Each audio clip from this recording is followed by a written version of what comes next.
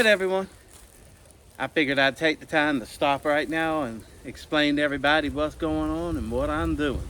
Because a lot of people's probably wondering, what in the world's that boy doing now? Well, we are going to start our project of working on a walk-in cooler. I've been trying to build one for about 2 years, been wanting to build one for about 2 years.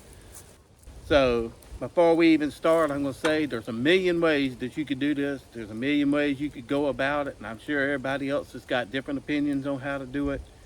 I know what I need to do to make the cooler as efficient as I possibly can, and it will be a window unit running. I'm going to take a 5,000 or 8,000 BTU window unit and put it in this cooler to drop the temperature down to about 37, 38, 36, whatever we want it to be, for when I hunt a deer or anything and hang a deer in it, or we butcher our pigs, I can hang the meat in it. So whatever it needs to be, I believe it's 37. So like I say, there's a million ways that you could go about this. The cement could be thicker. I'm going to make it, it's going to be a little over, it's going to be about 5 inches on one end, 4 inches thick on the other end, somewhere in between, because it's on a little bit of an unlevel grade. I will do the costs at the end of it and show what I've got into it. Like I say, I know what I need from having to work on them. I know what works, what doesn't work. And you can make them cheaper, you can make them more expensive.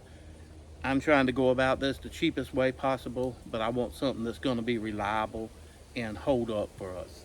I'm going to show y'all step by step as I go about it, what I use for insulation, what I use for exterior siding, what I use for interior siding, the roof, putting the window unit in it. It's going to be a step by step from, y'all see me breaking ground, putting the form together, bringing dirt in to get it up to grade, and then y'all gonna see me mixing. I got my truck loaded down. I went this morning and picked up 42 bags, 80-pound bags of concrete, and I believe it's 3,360 pounds on my truck. So I need to go ahead and get that concrete off my truck, because y'all, it's riding about like that. So I'll get that over here in just a little bit. I got to get the form done, get that little bit of clay. It's clay sand, so it's going to pack really good. And like I say, it's going to be step by step. Y'all going to come along with me while I build this. This will probably be a couple part video. I doubt Mikey's going to be able to put it all together in one video. All right, so I have the wheelbarrow here, a cement hoe, got the water hose pulled up. I put the wire in there just to help. Let me get y'all up a little more, just to help with expansion a little bit. It's only 4 inches thick, so it really doesn't need anything, but it will help with expansion and contraction, help the concrete not crack or something like that. Usually when you do like 6 inches, you would take rebar and put it in and wire the wire up about that high, about the middle of your concrete. But since it's only 4 inches thick, I'm not going to be able to get it up anymore anyway, hardly. So what I'm going to do is just put that in there, go ahead and pour the concrete on top of it. And I will say, I'm going to probably start off mixing it really wet, because y'all, this is a lot of concrete to mix up, and I don't want it to start setting up before I get through. So it's probably going to be pretty soupy to begin with.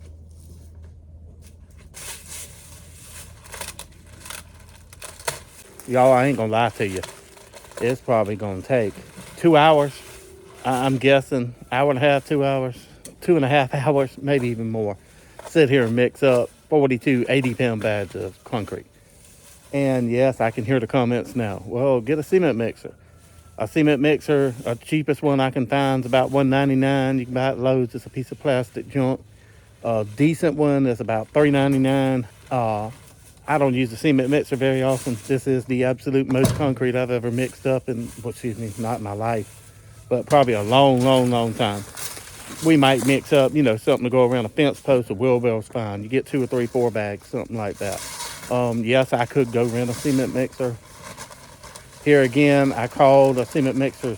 I think it's $65 an hour or something, $50 an hour, I believe it was, or $150 a day, something like that, which is ridiculous, because that would make me stop. I would have to drive, go get the cement mixer, bring it back, use it, then take the cement mixer back, and that's counted in. So if it takes me an hour to go pick it up, 2 hours to use it, an hour to get it back, what's that? I don't know, that's $150 something dollars plus my gas. So it's not worth it. It's not worth it to me. Yeah, if I was mixing up anything much bigger, I would probably just find a used cement mixer or something like that. But like I say, here again, we don't use one enough. So I don't want to hear the comments squealing, oh, you could get a cement mixer. I know I could get a cement mixer. I just choose not to. Little manual labor's never hurt anyone, and it's not going to kill me. So, yeah, I'll be out of breath and probably tired doing it, but I'll wake up the next morning a little bit fitter and a little bit healthier from mixing the concrete myself. So, like I say, I might bring y'all along for some of it. I might bring you along for all of it. I know Mikey can fast forward through it, but that's a lot of concrete, and that'd be a long time to sit there and watch somebody mix concrete. So I might just video parts of it. I don't know yet. I might get so dirty that I don't feel like going over there cutting the camera off, or the camera might stop from just running out of no room or something. So it's going to be what it's going to be, but I'll definitely show you the finished product once I get through with it. So let's go ahead and get to it.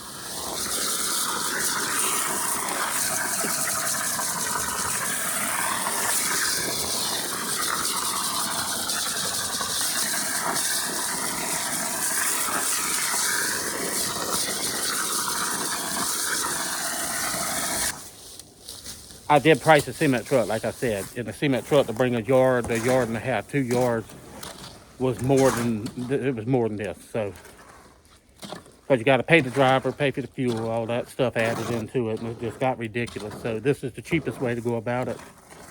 Let me stop talking and get all this concrete mixed up.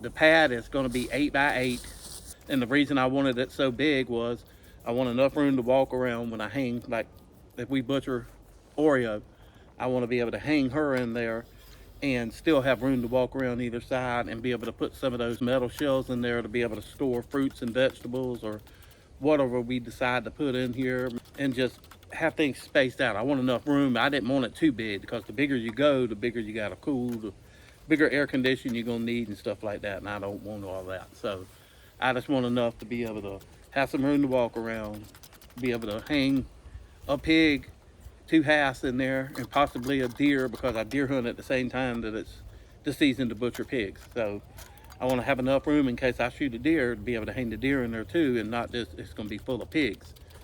So come along with me while we do this, and hopefully y'all have learned something. I'm learning. I've never built a cooler. I just know, like I say again, from working on them, that I definitely wanted to start with a concrete floor, and 4 inches is plenty enough. It's not going to crack, and I'm not going to be driving on it. So you need 6 inches if you're going to drive like a vehicle or something like that on concrete. I'm not going to be driving on this. It's just going to have a shed built on top of it. So it should hold up just fine. So 4 inches should be ample, plenty enough.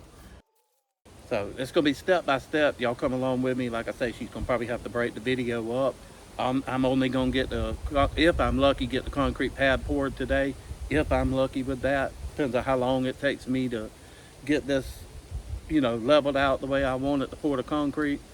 And then it's going to have to sit for about a week. So it'll be another week before y'all get to see video footage of walls and stuff like that coming up. So let's go ahead and this is the base of it. This is the foundation of it. So let's go ahead and get that started and get that completed. This one bag, y'all, had chunks all in it. Y'all see them chunks of concrete?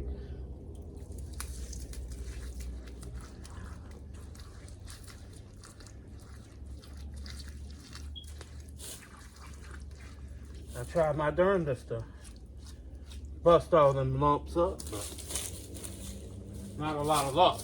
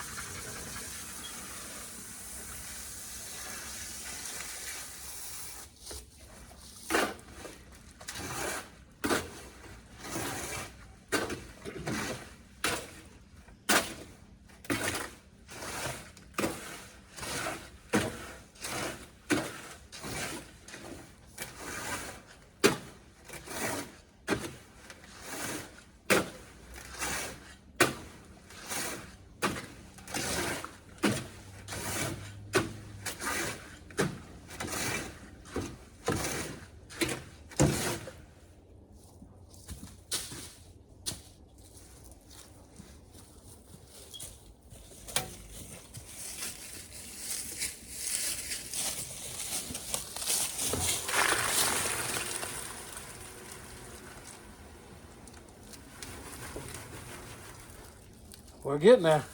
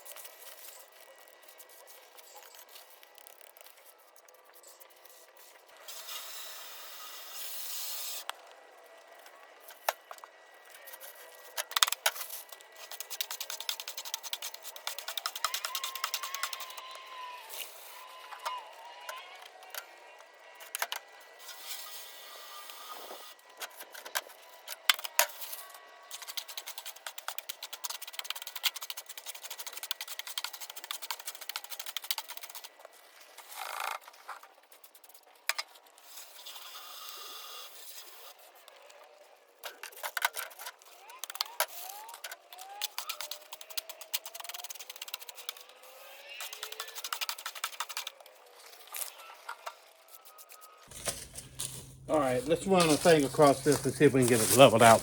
It looks pretty close to me. We might have to take some out. We might have to add a little bit more. I just want to see where I'm at.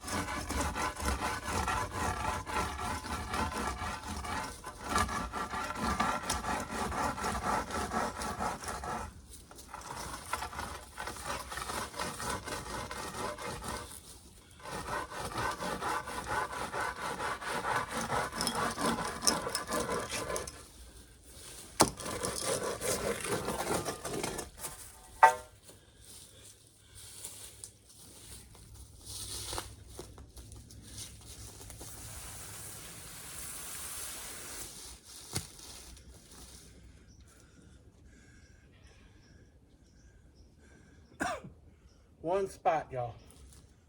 One spot. Trying to figure out where I can get enough concrete.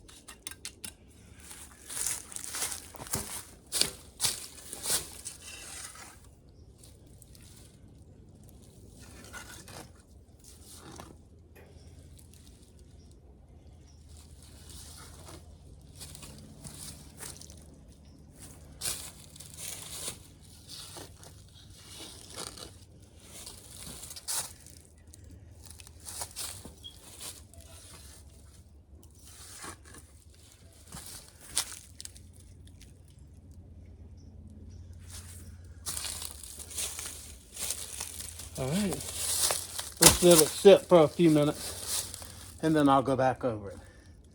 Yeah, y'all, I'm out of breath, huffing and puffing. I did, let me see, 36 bags of concrete, 80-pound bags of concrete. That's what it took, 36. That's a lot of concrete to mix up. So let's sit for a second, let some of that water, and then I'll go back over it again. I think what I'll do, use those couple bags that's left and pour me a step in the front. I think it'll be enough to pour a step, like 4 foot wide. Step up in here.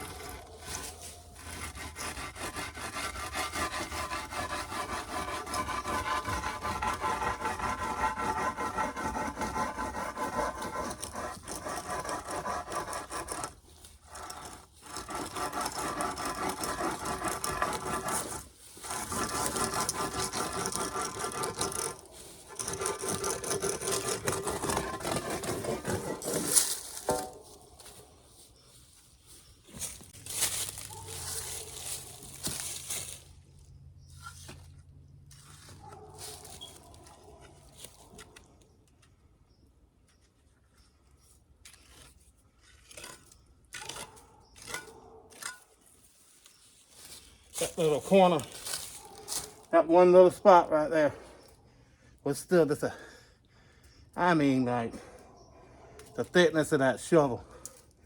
So I just put a little bit in it. All right, let me wash this stuff up.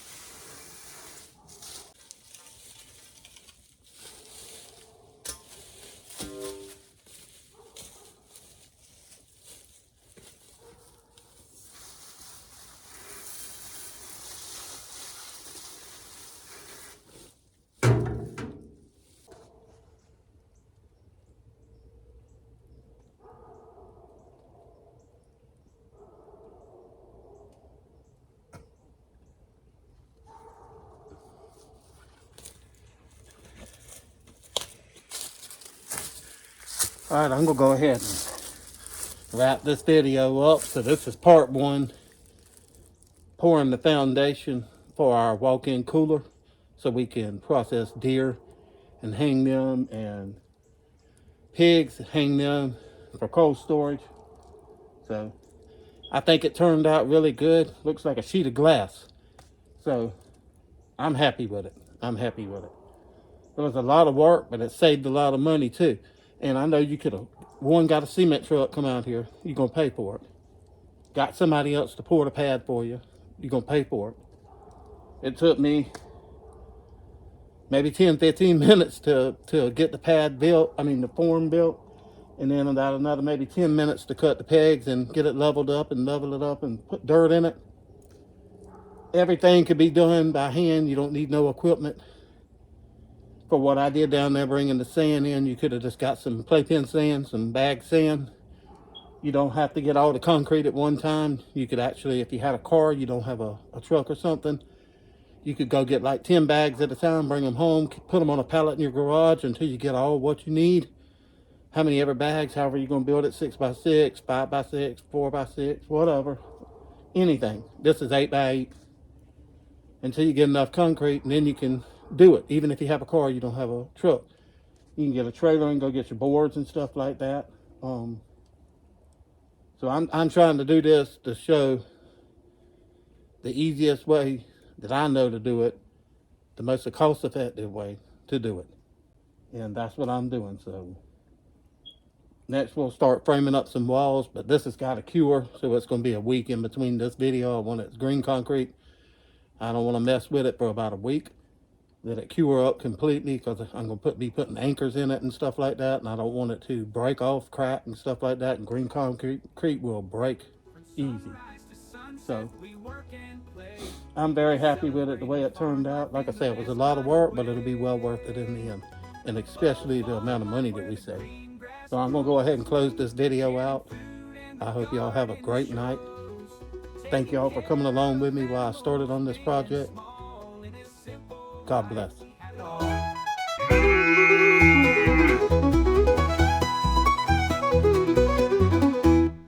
Y'all come back and see us soon.